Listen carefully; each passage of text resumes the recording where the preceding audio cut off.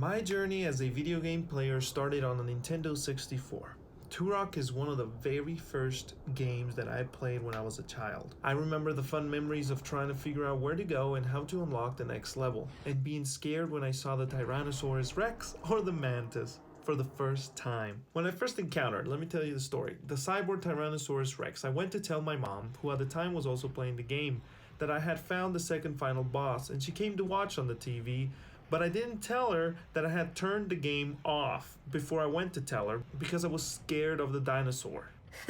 Besides good nostalgia, this is a good game. The original version was released in 1997 when I was only 4 years old. It was a game that pushed the limits of technology in gaming, especially for console games. The graphics were advanced and high quality with good gameplay and soundtrack to accompany them. I still listen to the soundtrack in my car or when I'm editing videos because it's simple, and the console version, by the way, was actually better than the PC version. The Nintendo 64 soundtrack had to be simple because the console had limited memory, therefore the soundtrack couldn't be complex. Henceforth, the PC version could have more instruments and complexity to it, but it wasn't as good.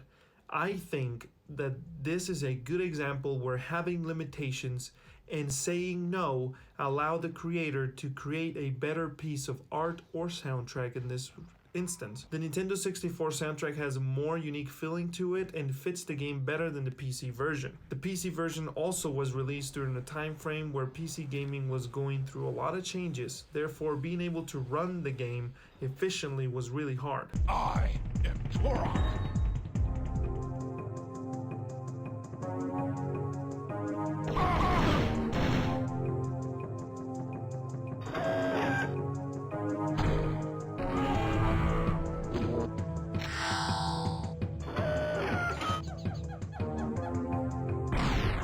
Today, there really isn't a good way to play the PC version unless you play the remastered version of the PC version. The gameplay when compared to today's standards is limited and very simple, but it doesn't change its quality. When the game was released, the gameplay was praised because first-person shooters on consoles weren't popular, and using a controller was thought to be too hard or not fun. Turok proved that you can make a fun, hard first-person shooter on consoles with a controller. The shooting mechanics felt good and the weapon variety was fun and interesting. My favorite weapons were the plasma rifle and the alien rifle, rocket launcher, machine gun, and of course the awesome chronoscepter. Which ones were yours? Let me know in the comments below.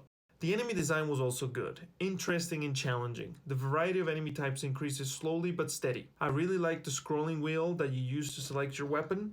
Another thing I really liked about the first game was that you needed to survive until you reached the save point, where if you lost all your lives, you could restart from. The sequel, Turok Seeds of Evil, allowed for saving anywhere and anytime, which I like. But I wish it would have kept the original way of saving because it made surviving until the next save point more exciting and challenging. The level design and art are good, but the original version had a low resolution and view distance which made the world feel a little dull and muddy. But in the remastered version, that feeling is not as predominant. Also, the platforming was criticized back in the day, but I believe that it was due to the controls being handled by arrows and the one joystick. Because when I played this game with two joysticks, meaning a modern controller, it felt natural and normal. So I think that criticism does not apply to the game now that you can play with a modern controller. Also, the remastered version brings longer viewing distances and a stable 60 FPS compared to the original on Nintendo 64 of 30. The Nintendo 64 version would suffer from slowdown when encountered a lot of enemies at the same time and had, for example, issues handling the rocket launcher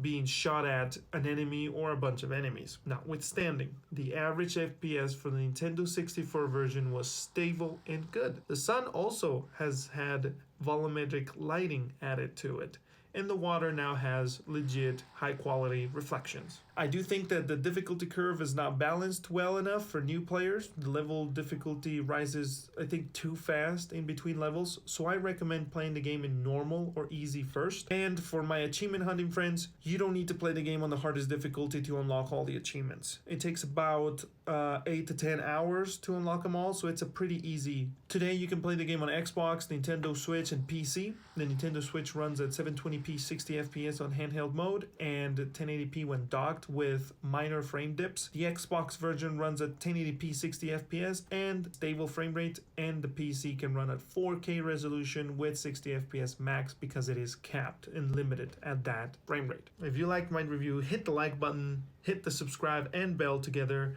so you can get notified whenever I release new videos. If you like this one and you want to see the Turok 2 review, that's when that'll help you. And to finish, I was a little sad when I completed this game because I have had good memories with it. And it's sad to complete and leave it, but it is worth it. It is a fun experience. I hope you get the chance to experience it yourself or at least try it. Turok as a franchise right now is kind of dead, and I've only played the original second Turok and the prequel and the Turok reboot on Xbox 360. I want to see a new Turok one day, but if not, it's okay. I'm happy with the memories I've had with this game.